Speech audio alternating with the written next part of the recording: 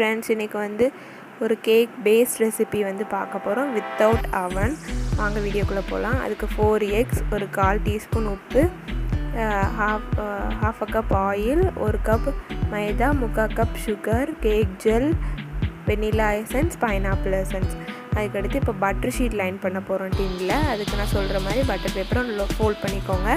Fold பண்ணி நான் காமிக்கிற மாதிரி ஃபோல்ட் பண்ணி கட் பண்ணிட்டிங்கன்னா சைஸ் வந்து ஃபிட்டடாக வரும். அவ்வளோதான். அதுக்கடுத்து அந்த ஓரத்துலேயும் நம்ம லைன் பண்ணிக்கணும். நல்லா வலுவழுப்பான பக்கம் வந்து லைன் பண்ணிக்கணும். அதுக்கடுத்து ஒரு க்ளீனான பவுலில் 4 எக்ஸையும் உடச்சி ஊற்றிக்கோங்க. உடச்சி ஊற்றி எக் ஒயிட்டையும் யோகையும் சேர்த்தே ஊற்றுங்க.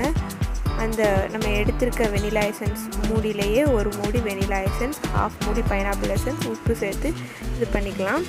பீட் பண்ண போகிறோம். இப்போ இந்த பீட்டர் வச்சு தான் ஓடணும். ஏன்னா ஹோல்ஸ் நிறைய பேருக்கு போட தெரியாது. இந்த சென்சில் வச்சு ஒரு ப்ரெஸ், அவ்வளோதான். 7 ஸ்பீட் மோட் இருக்குது. நான் இந்த பீட்டரில் தான் பீட் பண்ணி காமிக்க போகிறேன். நான் காமிச்சேன் க்ளோஸ்அப்பில். நான் 7 ஸ்பீட் மோட் இருக்கிறதுல வந்து இப்போ வந்து ப்ளக் ஆன் பண்ணி நம்ம வந்து பீட் பண்ண ஆரம்பிக்க போகிறோம். இதை வந்து பீட் பண்ண ஆரம்பிங்க. ஃபஸ்ட்டு ஸ்பீடில் போட்டு பீட் பண்ண போகிறோம். தயவு செஞ்சு இதை கையை விட்டுறாதீங்க, பீட் பண்ணிக்கிட்டே இருங்க. ஃபஸ்ட்டு ஒரு 20 செகண்ட்ஸ் அடிச்சுட்டு water, 1 tablespoon water add பண்ண போகிறோம். ஒரே 1 டேபிள் ஸ்பூன், அது பாய் தான் ஊற்றிருக்கேன். நிறுத்தாமல் அடிச்சுட்டே இருங்க. அதுக்கடுத்து 3/4 கப் சுகர் எடுத்து வச்சுருக்கோம் இல்லையா, பவுடர் சுகராக இருந்தால் 1 கப் எடுங்க. 3/4 கப் சுகர் நான் வந்து எடுத்து அதை வந்து பவுட்ரு பண்ணாத சர்க்கரைங்கிறதுனால 3/4 கப் எடுத்துருக்கேன். அதை நல்லா எடுத்து 3-4 பேட்சாக போட்டு நல்லா பீட் பண்ணிக்கோங்க. இப்போ நல்லா கலர் சேஞ்ச் ஆகிடுது வருது பார்த்திங்கன்னா. இப்போ ஒயிட் கலர், ஓரளவு ஒயிட் கலர், எல்லோவிலேருந்து கொஞ்சம் ஒயிட்டாக வந்துருக்கு, லைட் எல்லோ வரைக்கும். இப்போ வந்து நல்லா பீட் பண்ண போது பேட்டர் இப்படி தான் இருக்குது. கொஞ்சம் கொஞ்சமாக மைதா மாவு 2 டேபிள் ஸ்பூன் சேர்த்து ஃபஸ்ட்டு 3 பேட்சாக சேர்த்து பீட் பண்ணுங்கள். ஃபஸ்ட்டு 1 ஸ்பீடில் வச்சு பீட் பண்ண போகிறோம். அப்போ தான் பறக்காமல் இருக்கும். பீட் பண்ணிங்கன்னா 1 ஸ்பீடில் வச்சு பீட் பண்ணுறது. ஓவர் மிக்ஸ் பண்ணக்கூடாது. மைதா ஆட் பண்ணுறப்போ ஜஸ்ட் அது ஒன்ஸ் மிக்ஸ் ஆகிற வரைக்கும் தான், அவ்வளோதான். இதே மாதிரி எல்லா மாவையும் போட்டு மிக்ஸ் பண்ணியாச்சு. மிக்ஸ் பண்ண பிறகு பேட்டர் வந்து இப்படி தான் இருக்கும். இப்போ வந்து 8 கிராம் ஆஃப் கேக் ஜெல் எடுத்திருக்கேன். அதாவது 1 டேபிள் ஸ்பூனில் பாதி. அப்படிங்கும்போது நல்லா ஃபஸ்ட்டு 1 ஸ்பீடில் ஒரு 3 மினிட்ஸ் கிட்ட பீட் பண்ணுங்கள். அதுக்கடுத்து ஃபுல் ஸ்பீடில் வச்சு ஒரு 3 மினிட்ஸ் பீட் பண்ணுங்கள். அப்போ தான் அந்த ஒரு கிளேசி லுக், நல்லா பளபளன்னு அந்த பேட்ரு வரும். அதுக்கப்புறம் ரொம்ப திக்காகவும் ஆகும்.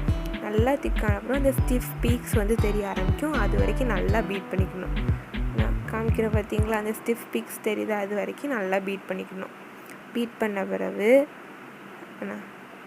இந்த அளவுக்கு பேட்டர் வந்து இருக்கும். இப்போ வந்து 1/4 கப் வந்து ஆயில் சேர்த்த பிறகு நல்லா ஒரு 30 செகண்ட்ஸ் எண்ணிக்கிட்டே இருங்க. 30 செகண்ட்ஸ் ஓவர் பீட் பண்ணக்கூடாது.